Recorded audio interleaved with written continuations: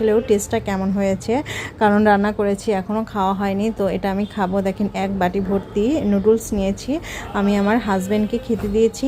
আর আমি বললাম যে আমি একটু ভিডিওটা নিয়ে আসি, তুমি খেতে থাকো। আর এখন আমি এই নুডলসটা খাবো, মজা করে খাবো, অনেকটা সময় ধরে খাবো।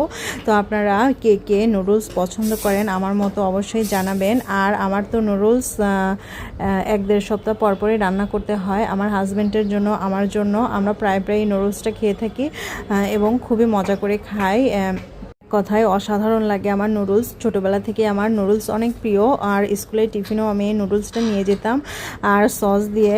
ছোটোবেলায় খেতে পারতাম না, কিন্তু এখন খেতে পারি, এখন অনেক মজা লাগে। আপনারা চাইলে এর মধ্যে সস বা আরও অন্য কিছু দিয়েও এই নুডলসটা খেতে পারেন। তো আমার ভিডিওটি আপনাদের কেমন লাগলো? আপনারা এভাবে কি কেউ নুডলস রান্না করেছেন বা কে কীভাবে রান্না করেছেন আমাকে কমেন্টে অবশ্যই জানাবেন।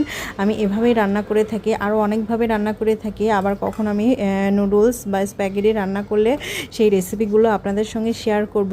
আমার নতুন নতুন ভিডিও বা ব্লগ আপনাদের কেমন লাগছে অবশ্যই আমাকে কমেন্টে জানাবেন। এই তো আপনারা ভালো থাকবেন। আল্লাহ হাফেজ। আমি নুডলসটা এখন খাওয়া শেষ করব।